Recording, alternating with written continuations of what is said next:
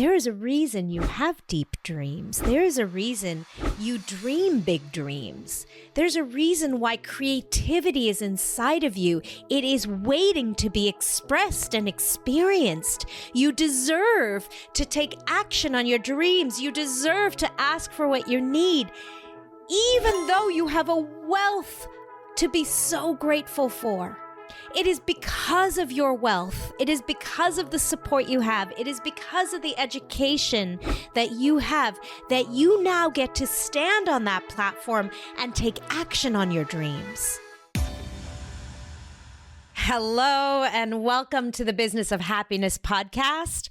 Hey guys, so great to have you here on this Thanksgiving week. Welcome to the Business of Happiness. I'm your host, Dr. Tarryn MacCarthy, and today is going to be a great day. It is a phenomenal week. I know that wherever you are getting ready for Thanksgiving, and maybe if you're in Canada, you're listening to this episode, or in Australia, you're listening to this episode and knowing that here in the States, we are celebrating Thanksgiving this week. And, one of the things that I love to do at Thanksgiving is to hold that gratitude for everything we have.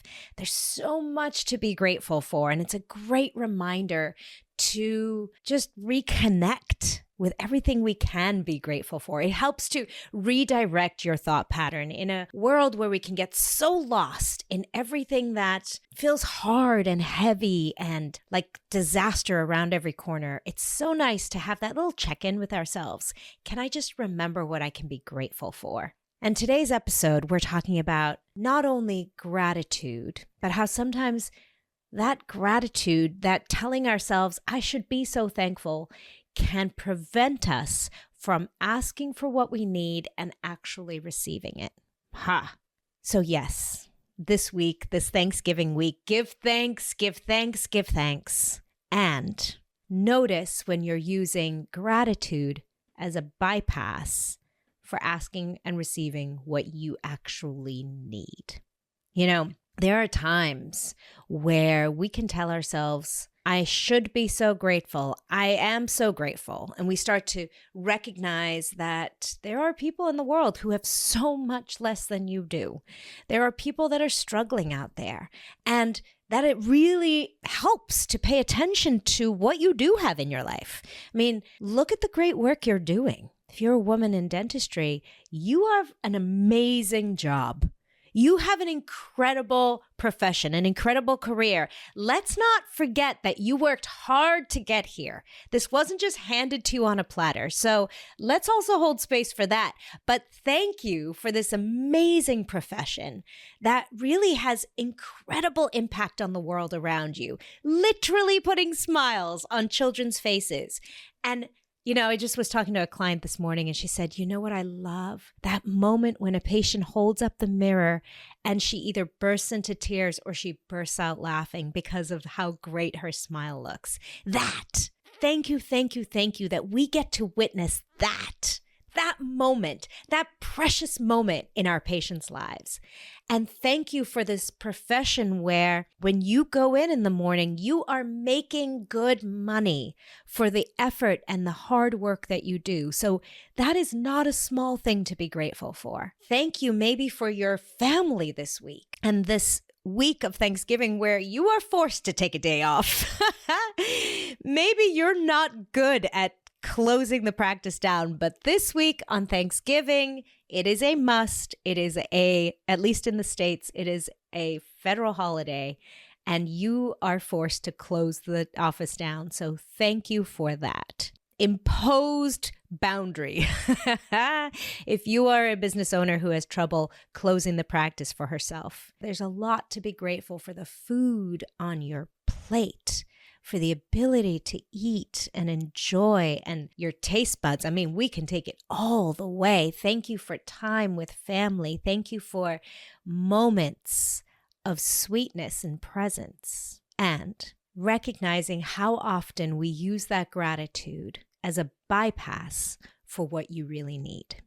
I just want you for a moment to think about in your life, when have you said to yourself, you know what I'd really love, but I should rather be so grateful for? I was speaking to a client a couple weeks ago, and she said, I have this dream for my practice. I have a dream that it smells good, that it looks good. When patients walk in, they feel like it's almost like a spa, and that it really reflects the quality of the dentistry we do in the back, that our patients get excited to be taken care of in this really excellent way. And I said to her, that sounds like an amazing dream. And she said, yeah, but it's not possible because my partners do not feel that way. They feel like if it's not broke, don't fix it. Just keep it the way it is. Let's just keep it. And I look out in that living room. I was just called it a living room. That's, I think, what I was imagining as she was describing her reception area. She said it's old, it's outdated, it doesn't feel state of the art. And they keep saying there's nothing wrong with it. Let's just keep it that way. And it's been that way for 10 years. And I keep wanting to bring in some life into the practice and rejuvenate and feel the excitement of walking in. And I wish my team felt that way. And then she said, but you know what? Then I go home and I think I should just be grateful that I have a job. I should just be grateful that I have partners. I should be grateful for what I have. And then I take that little dream and I tuck it away. And I have another client who I was speaking to recently, and she said, I would love to travel more. I would love to take like 6 weeks off. You hear of these dentists who do 6 weeks on and 6 weeks off. She said, oh my God, that's a dream of mine. Can you imagine? And she got so excited. I could see that spark in her eyes and her whole body posture changed. And she said, can you imagine traveling for 6 weeks? I could do mission trips for dentistry. I could explore, backpack through Europe. I could go and visit my grandmother for 4 weeks and then come back and see my patients for 6 weeks. She said, I would love to do that, but my practice requires me to be there full time. My patients rely on me, and I should just be so grateful that I have patients who want to keep coming back. I should be grateful that I have such demand and I have so much work right now that I can't possibly take 6 weeks off. I should just be so grateful. And notice that in each of these examples, both of these beautiful women who have such enormous potential, who have big lives, big dreams, are saying that they're shrinking themselves down, making themselves small, telling themselves, I'm not going to dream this big dream because I should be grateful for what I have. Stop dreaming, child. You should just be so grateful for what you have. And how many of us received that messaging as children? Maybe you're telling yourself that too somewhere in your life, where gratitude, that feels really good, that is really honorable of what you have, is actually getting in the way of you asking for what you need. And you deserve to ask for what you need. And I don't just mean the basic human needs. And I think that's sometimes where we get it twisted. We think, well, that's a would like to have, not a need to have. But your desires are needs. Can we hold a moment for that, please? You are worthy of your dreams. There is a reason you have deep dreams. There is a reason you dream big dreams. There's a reason why creativity is inside of you. It is waiting to be expressed and experienced. You deserve to take action on your dreams. You deserve to ask for what you need, even though you have a wealth to be so grateful for. It is because of your wealth. It is because of the support you have. It is because of the education that you have that you now get to stand on that platform and take action on your dreams. Can we just hold a moment for that? Your wealth of knowledge, your financial wealth, your wealth of support from the family you have, from the team you have, is an absolute reason to say yes to you. Do you know what our foremothers would have given for this moment in time? To be able to say, I dream this beautiful dream, and I'm going to ask for it.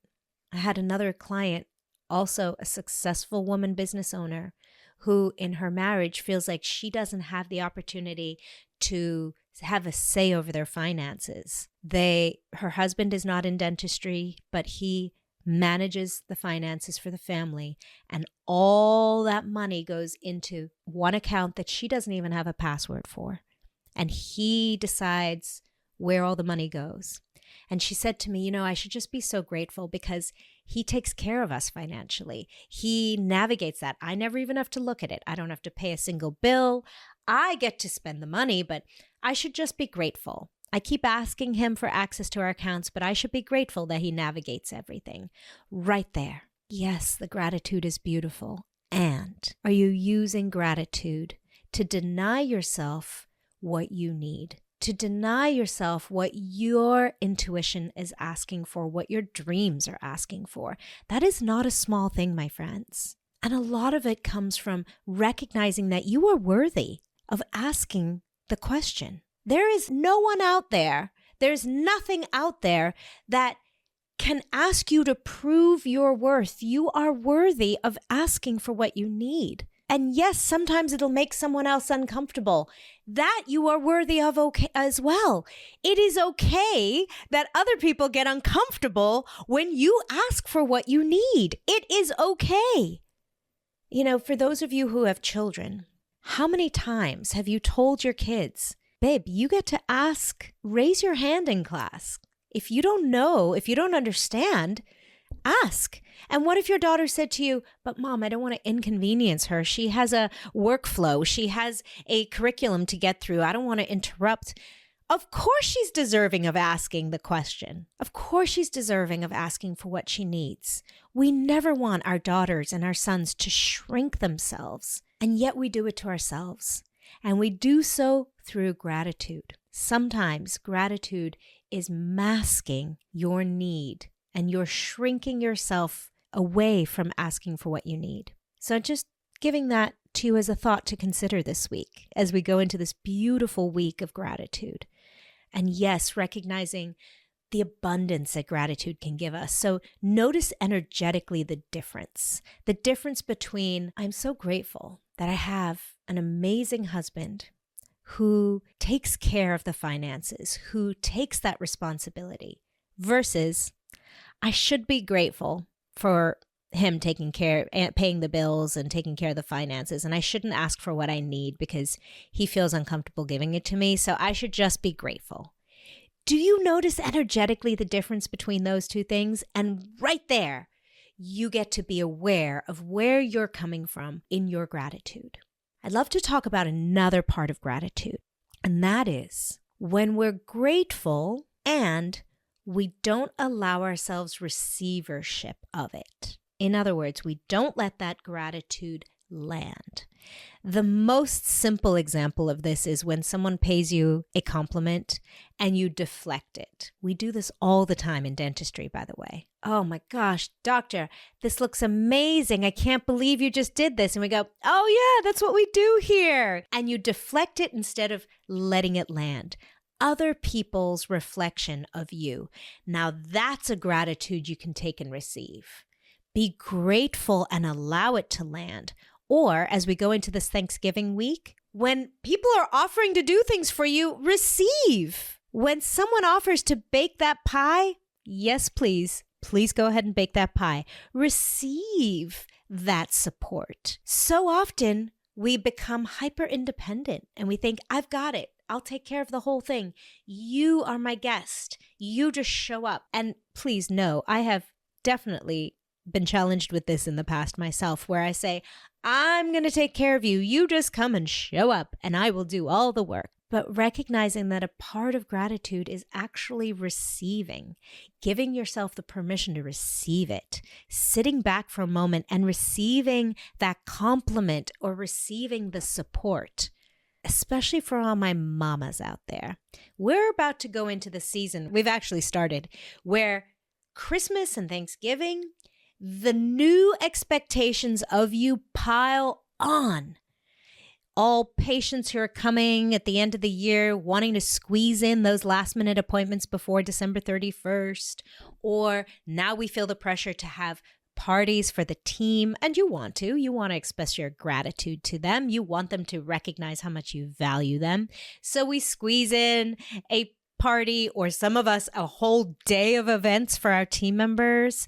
And there's gift giving to all the referring dentists. And then there's the recitals and the end of year performances and the end of year presentations. this year can feel full, not to mention breakfast with Santa and gingerbread house making. I mean, this time of year can feel absolutely energetically draining. Let this be the year you receive support. It does not have to be perfect because there's no such thing, number one. Number two, you are worthy of support. You are worthy of saying, yes, please. Bring an extra dish. Yes, please, you host Thanksgiving. Yes, please, I am so grateful to you for offering that. Let's do it that way. Allow yourself to receive because that is inherent in gratitude. Gratitude is nothing if we don't allow ourselves to receive it. And that's an energetic feeling too. You know, one of the traditions I love at Thanksgiving is going around the table and saying what we're grateful for. I'm sure many of you do the same thing. But notice the difference between just listing the things you're grateful for and then allowing yourself to actually receive the felt sense of that gratitude. There's something very different between saying, I'm just grateful for the roof over my head, I'm grateful for the food on my table. Woo! Pause for a moment.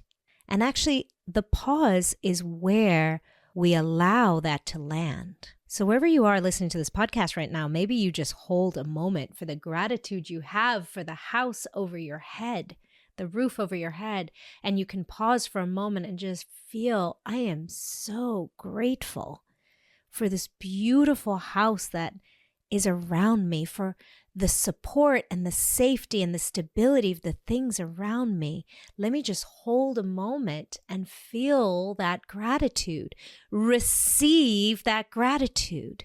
It takes a moment of pause. It takes intentionally allowing yourself to receive that gift. So grateful for this food. You know, a big part of what changed my relationship with food was holding space and gratitude for it. And not just feeling like I should be so grateful, but rather I am. I'm going to allow this to land for a moment. So where in your life are you bypassing with gratitude? Either shrinking down what you need or not even allowing yourself to fully feel it because you just said the words, grateful for this, grateful for that, but not allowing yourself to take time to actually let it sink in. And at the very core of both of those actions is recognizing your deservency, your worthiness of it. You are worthy of taking a heartbeat and feeling the gratitude, receiving the compliment, receiving the support. You are worthy of asking for what you need, even though you have so much to be grateful for. This Thanksgiving,